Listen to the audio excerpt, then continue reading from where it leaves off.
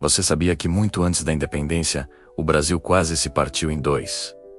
Sim, é verdade. A gente poderia estar vivendo em um país completamente diferente hoje. E tudo isso por causa de uma história incrível que aconteceu lá no século XVII. Então, se prepara, porque hoje vamos mergulhar em uma das maiores reviravoltas da nossa história. A rebelião que quase criou um outro Brasil. Olá! Antes de continuar, por favor, dê o seu like, compartilhe e se inscreva para mais curiosidades incríveis sobre o nosso passado. Obrigado. Vamos continuar. Para entender essa história maluca, a gente precisa voltar no tempo. Mais precisamente para o ano de 1630.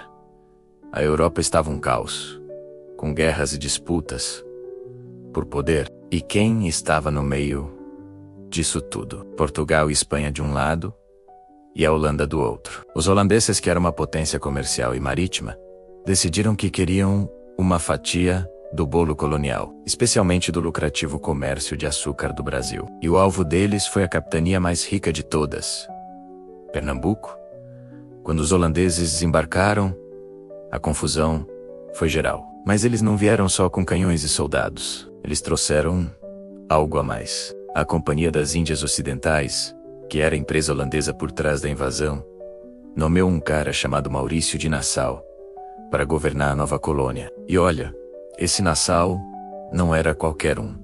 Ele era um visionário. Enquanto o resto do Brasil vivia sob o controle rígido e um tanto atrasado de Portugal, Pernambuco, sob o domínio holandês, começou a se transformar em um lugar totalmente diferente. Nassau tinha uma mentalidade muito à frente do seu tempo. Ele investiu pesado em ciência, arte e urbanização. Recife, a capital, virou um canteiro de obras. Pontes foram construídas, como a primeira grande ponte da América Latina, ligando a cidade ao continente. Jardins botânicos e zoológicos foram criados, com espécies de plantas e animais de várias partes do mundo. Mas a maior mudança talvez tenha sido na cultura e na sociedade. Nassau promoveu uma política de tolerância religiosa que era impensável na América Portuguesa, onde a Inquisição mandava e desmandava. Judeus, que eram perseguidos em Portugal e em outras partes da Europa, encontraram em Recife um refúgio.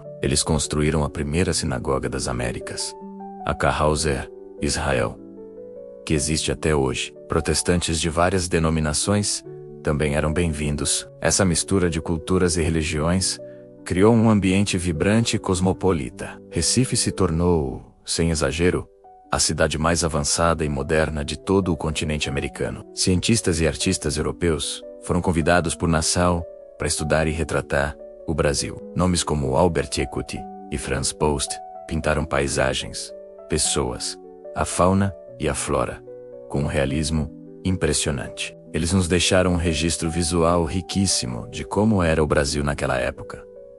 Algo que os portugueses nunca se preocuparam em fazer. Médicos e naturalistas como Willem Piso e George Margraaf fizeram estudos detalhados sobre as plantas medicinais e as doenças tropicais. Em resumo, a Nova Holanda, como era chamado o Brasil holandês, estava vivendo um verdadeiro renascimento em pleno século XVII.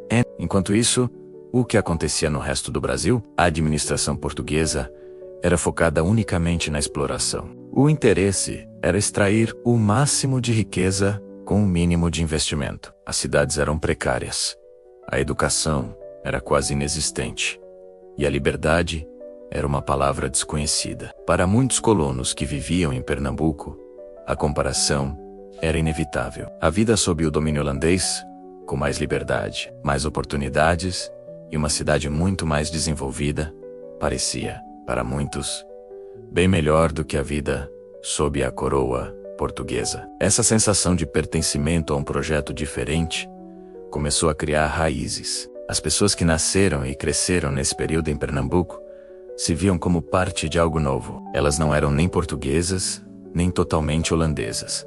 Eram algo diferente. Uma nova identidade estava se formando. A ideia de que talvez fosse melhor continuar nesse caminho, separados de Portugal, começou a parecer não só possível, mas desejável. Mas, como tudo na história, as coisas mudam. Em 1640, Portugal finalmente se libertou do domínio da Espanha, encerrando a União Ibérica. Com as mãos livres, o rei português, Dom João IV, voltou suas atenções para a recuperação das colônias perdidas. E o prêmio máximo era, claro, Pernambuco e seu açúcar. Ao mesmo tempo, a Companhia das Índias Ocidentais lá na Holanda começou a pressionar Nassau. Eles achavam que ele estava gastando muito dinheiro com seus projetos grandiosos e não dando o lucro esperado. Frustrado, Nassau pediu demissão e voltou para a Europa em 1644.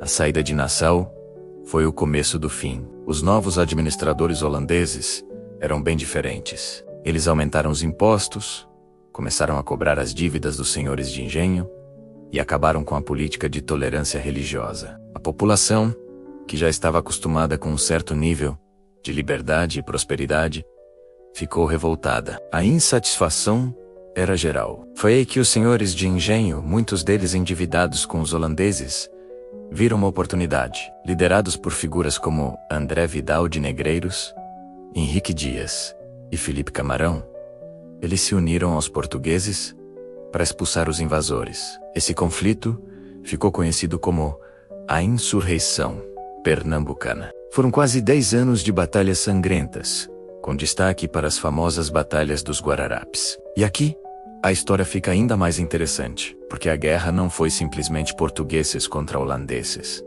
Foi uma guerra de brasileiros, de um lado, colonos, que se aliaram a Portugal, do outro, colonos que por diferentes motivos preferiam o domínio holandês. E no meio, milhares de pessoas tentando sobreviver. Finalmente, em 1654, os holandeses se renderam e foram expulsos definitivamente. Portugal retomou o controle total de Pernambuco. A festa em Lisboa foi enorme, mas em Recife, o clima era outro. Quando a administração portuguesa foi reinstalada, muitos perceberam que tinham dado um passo para trás. A liberdade religiosa acabou, a perseguição aos judeus voltou, e a cidade, que já tinha sido a mais moderna das Américas, começou a entrar em decadência.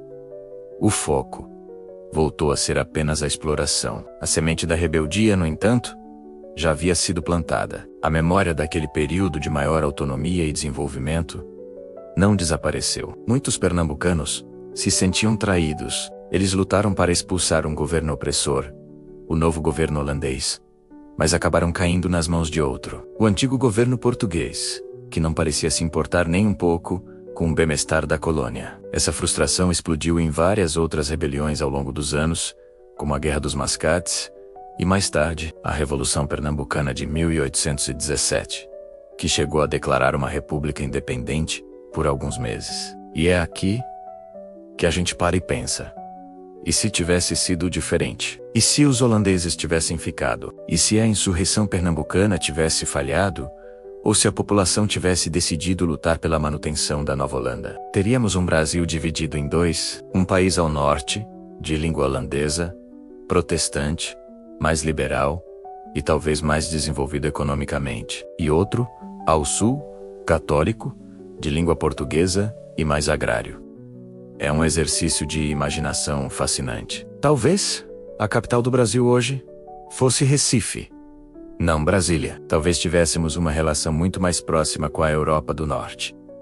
A nossa cultura, nossa música, nossa culinária, tudo poderia ser diferente. Não dá para saber se seria melhor ou pior, mas com certeza seria um Brasil muito, muito diferente do que conhecemos. A história da Nova Holanda nos mostra que o Brasil que temos hoje não era um destino certo. Ele foi moldado por batalhas, decisões e acasos. Em vários momentos, a nossa história poderia ter tomado um rumo completamente inesperado. Essa rebelião, essa quase fratura no coração do Brasil colonial, é um lembrete poderoso de que a nossa identidade nacional é complexa e cheia de "e se?". Ela não nasceu pronta. Foi construída, disputada e por muito pouco, não foi totalmente outra coisa. A próxima vez que você pensar na história do Brasil, lembre-se de Pernambuco no século XVII. Lembre-se que por um breve momento, Existiu um outro Brasil,